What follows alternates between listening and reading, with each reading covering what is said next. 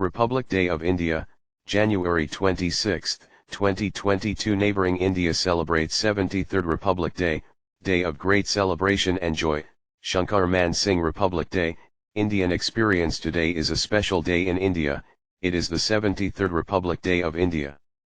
India, Nepal's southern neighbor, is celebrating independence from British rule and promulgating a republican constitution. Republic Day is a day celebrated in many countries to commemorate Republic Day. India will celebrate its 73rd Republic Day, also known as Republic Day. On Republic Day, a grand parade is organized on the streets of New Delhi. The country's defense capabilities, diversity, and rich cultural heritage are on display. Due to the global COVID-19 situation, which was represented by a foreign head of state or government as the chief guest at this year's Republic Day event in India, this did not happen last year. Tolerance and diligence are required from both countries. Due to Nepal and its geographical proximity and close cultural and economic ties, India attaches great importance to very close, friendly relations. Nepal is going through a very important period in its history. The current political developments will have far-reaching consequences. Nepalis are confident of peace, stability, and economic development in the coming days by adopting the constitution and the subsequent economic code of conduct. Apart from ethnic, cultural, and religious ties, the two countries have similar views on many notable international issues. SAARC, BIMSTEC, BBIN, United Nations have added some more areas for the two countries to work together to achieve the goal of collective self-reliance in the region. Both Nepal and India are members of major international organizations and share common views and interests on most international issues. The three-time visit of the former President of India and the Prime Minister of India to Nepal a few years ago should be seen as a sign of goodwill and good economic cooperation. Good partners, Nepal and India have been cooperating in the national development of both countries in a wide range of areas including exploitation of water resources, trade and transit system, health, infrastructure, education and training. This partnership has contributed to the well-being of the people of both the countries and has further enhanced the relationship, and the changes in the governments of both the countries have not made any difference in the depth of friendship that they both enjoy. New areas of cooperation are constantly being added while maintaining the dynamics of friendship and mutual trust.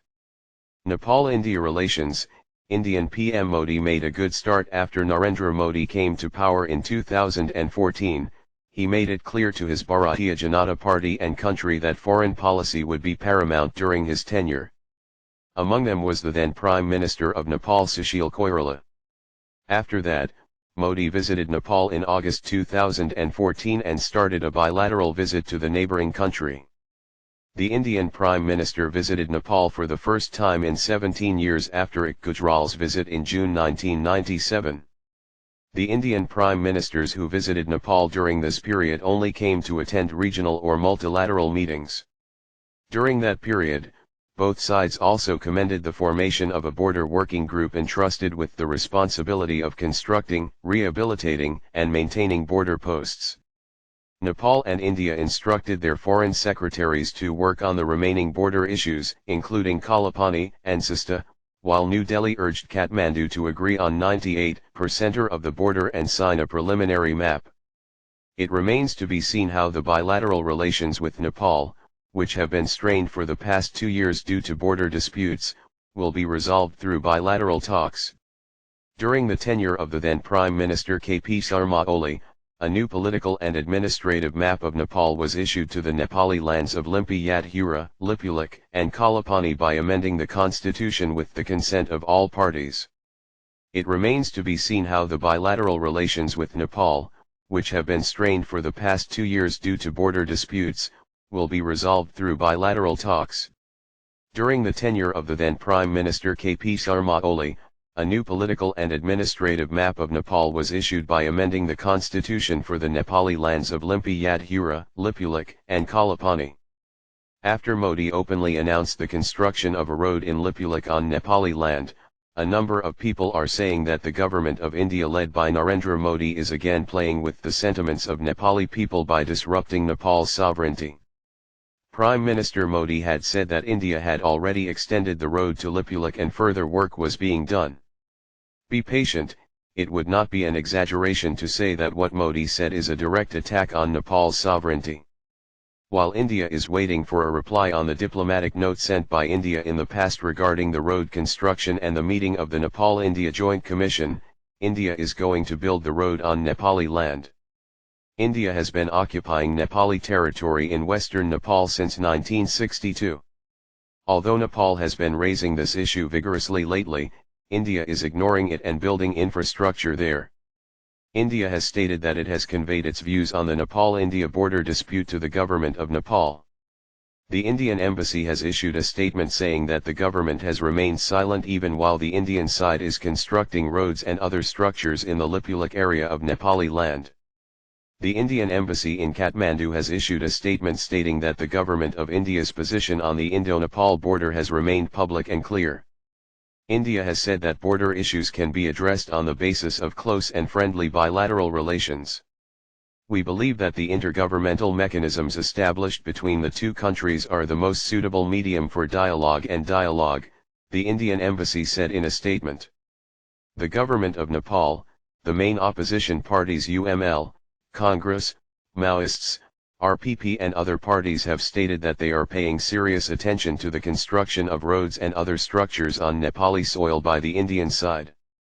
He said that India was unilaterally constructing a road in the Pani area of Nepali land Lipulek and the issue disclosed by Indian Prime Minister Narendra Modi was serious, objectionable and against Nepali sovereignty. It is mentioned in the statement that the structure was formed contrary to the agreement reached between the two countries to resolve the border dispute and other issues through diplomatic channels at the meeting of the Nepal-India Joint Commission. The statement also reminded that Kalapani, Lipulek, and Limpiadhura are integral parts of Nepal and a political map covering these areas was made public last year. UML has also demanded immediate cessation of road construction and other activities that could jeopardize Nepal's sovereignty, geographical integrity, and self-respect. The government of Nepal had tried to hold bilateral talks to resolve the border dispute through diplomatic channels. Also, 3 years after the report was prepared by the Eminent Persons Group, EPG, which was formed to suggest a review of the treaty between Nepal and India, the Indian side has been reluctant to receive it. India has been reluctant to understand the report, sometimes using the Prime Minister's busy schedule as an excuse for elections. It may be recalled that the EPG was formed in 2073 BS to suggest revision of treaties and agreements including Nepal-India 1950 as per the agreement reached at the Prime Minister's level. In the last few years, the government of Nepal has passed the Industrial Enterprises Act, Labour Act, and Cess Authority Act, FITA, Intellectual Property Act, Public-Private Partnership and Investment Act. Similarly, the government of Nepal has also implemented a new trade policy and Nepal Trade Investment Strategy, NTIS 2016. Nepal is confident that these new policies, including trade treaties, will help attract more Indian investment in various sectors such as infrastructure development, hydropower, tourism, ICT, etc., and Nepal has sought assistance from the government of India. Nepal-India relations have shown that they can move forward in any difficult situation. The meeting of the Joint Commission will review progress on economic partnership, trade and transit connectivity, energy and water resources. Nepal needs to make the most of the economic and trade opportunities available in India, but has not been able to do so due to weak productivity, inadequate infrastructure, low FDI, and lack of effective institutional mechanisms to address the impending problems. Incompetent trade facilitation infrastructure, including complex laws and regulations, lack of coordination between trade and transport agencies, and inconsistent reporting of trade data, are seen as major obstacles. Absence of accreditation boards, and low margins of priority, IGC, seem more formal than business conformity as small-scale industries' products are facing difficulties in export due to complications in the rules of origin criteria. The definition of products should be in line with the provisions of Industrial Policy 2010. India's trade has grown significantly in the last 1 or 2 years. Nepal should take equal advantage. So how let's discuss the modality. Capacity building programs should be conducted for business-related stakeholders. Under the Nepali private sector, management of infrastructure such as ICD and ICP is required.